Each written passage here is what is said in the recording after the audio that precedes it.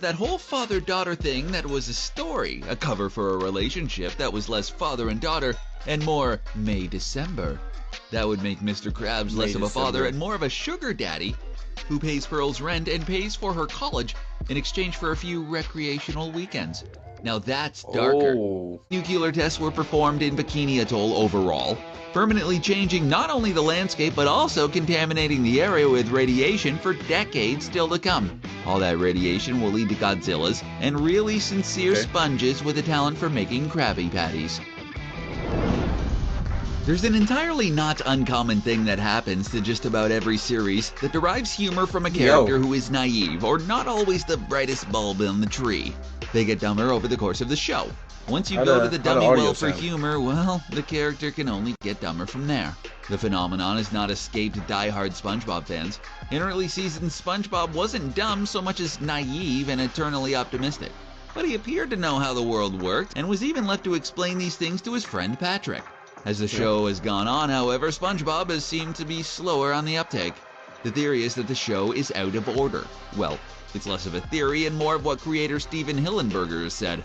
The first 3 seasons and the first movie all happen after the events from Season 4 onward, meaning that Season 4 starts a prequel to the first 3 seasons and movie, which is why they don't reflect what happens in the movie. That's totally unfair! Mind blown. Not mind blown. SpongeBob and pals aren't the only ones to make their lives in a remote lagoon and have wacky adventures. Once upon a time, a group of mismatched people set out on the SS Minnow for a 3-hour tour. A 3-hour tour. That of course went wrong and they ended up stranded on an island they named after the ship's first mate for some reason, and so they were on Gilligan's Island. The creator later revealed that he based his castaways on the 7 deadly sins, a set of behaviors that will lead people to a life of sin. Sloth is a way of saying lazy, and would be embodied by Patrick. It's not a reluctance to work hard, but not to use his talents like strength. Envy is beyond just thinking your friends have groovy stuff, but feeling like you've been robbed of groovy stuff, like the Krusty Krab recipe that Plankton is so constantly in pursuit of. Lust these days is generally thought of in terms of things adults can do in the dark, but philosophically it's been thought of as having too much love in general. Since SpongeBob loves everybody, like a lot. I love you so much, Gary. Like a problematic amount, then SpongeBob, of course, represents lust. Greed, of course, is an easy concept to understand with Mr. Krabs, who lives for making money. Since Gary, for the most part, just eats, he gets gluttony. Wrath is taking your anger out on others, a particular specialty of one Mr. Squidward. The other is pride. Is a squirrel that's managed to set up a life at the bottom of the sea is a lot to be proud of. Plus, she's from Texas. Woo-ha! This theory has some big fans, like Tom Kenny, the voice of SpongeBob SquarePants. Don't buy the 7 deadly sins? Well, there's another list of traits that could represent the various characters in the show. The American Psychiatric Association has released a book called The Diagnostic and Statistical Manual of Mental Disorders. It's a book that your friend in Psych 1 is using to tell you what's wrong with you. You know, that book.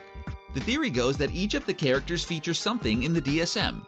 SpongeBob's fleeting attention might be the result of attention deficit hyperactivity disorder. Oh, hey, Mr. Krabs. When did you get in here? Or ADHD. Patrick would be developmental disabilities. Plankton, narcissism. Squidward, of course, depression. Even if this theory isn't true, and it would be pretty bleak to build a show that way, the show has spawned scholarly papers that use the show to examine these issues. Who says learning can't be fun, huh? But how about some other habits?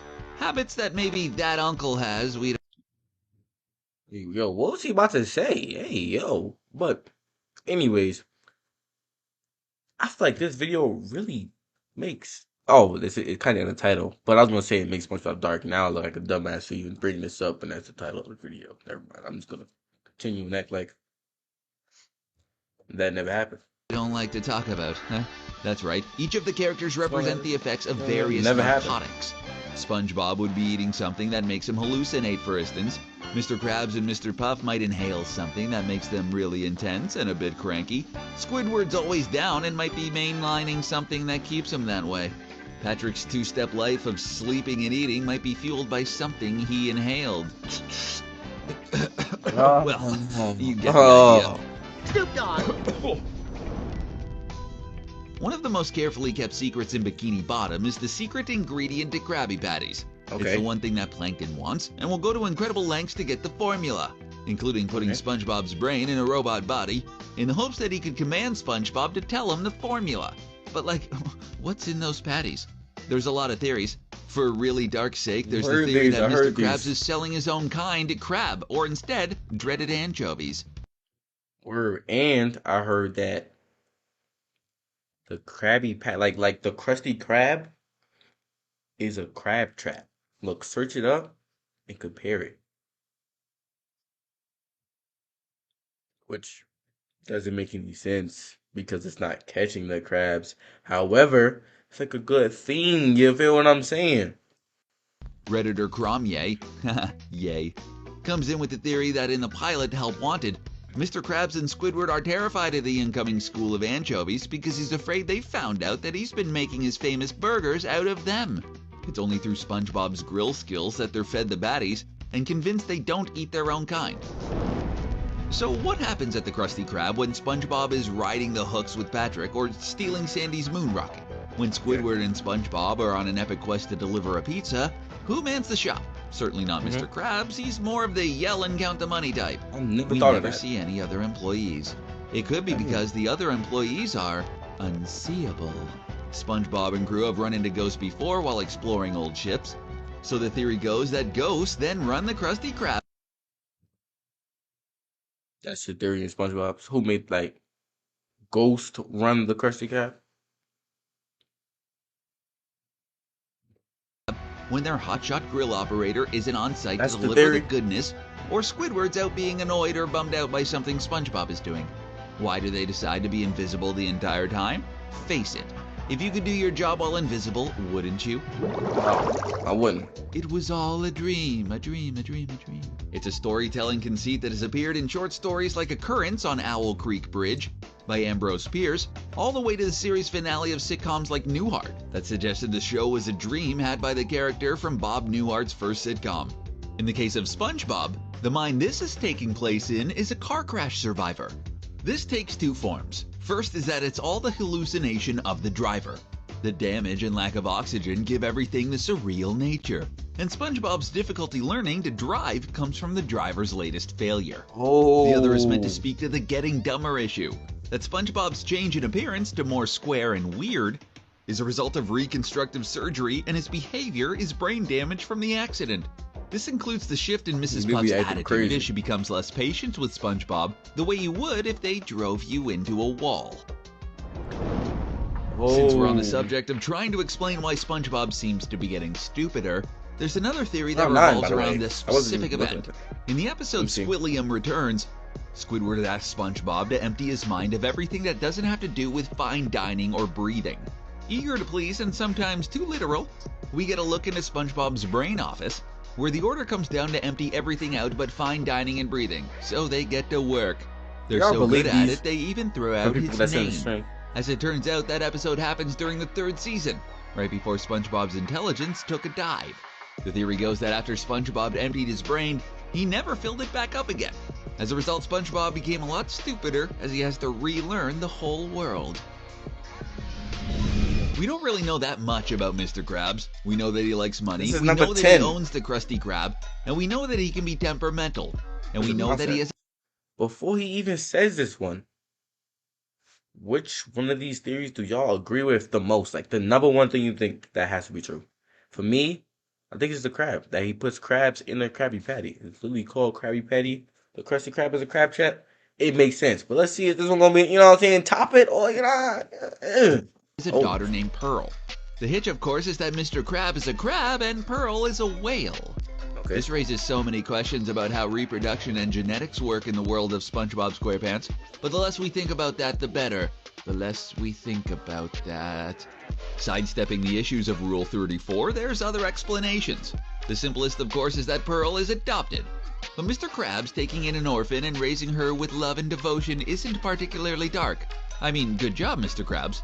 But if that whole father-daughter thing that was a story, a cover for a relationship that was less father and daughter and more May-December, that would make Mr. Krabs less of a father May-December. and more of a sugar daddy who pays Pearl's rent and pays for her college in exchange for a few recreational weekends. Now that's dark when it Oh, comes to Mr. Krabs and Mrs. Puff. Now those are some of the dark I didn't mean to click on that.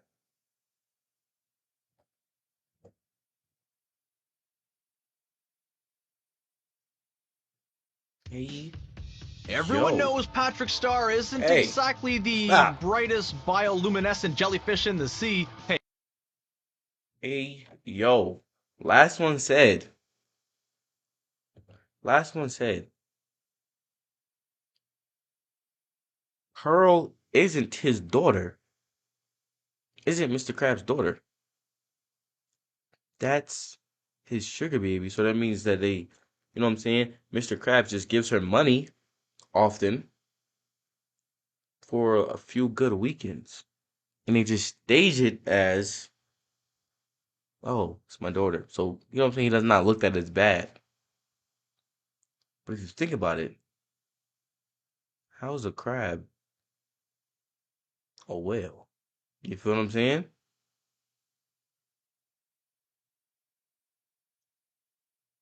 Nah, that was crazy. I'm not gonna lie. But moving on, we're getting into some. Should we go? Should we just keep going with horror, or just like scary stuff?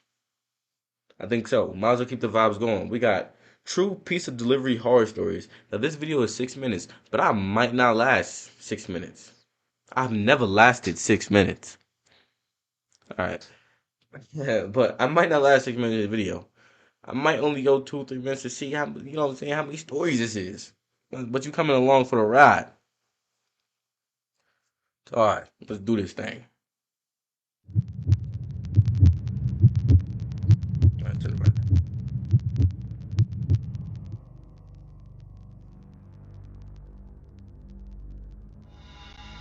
I was out doing a delivery one late night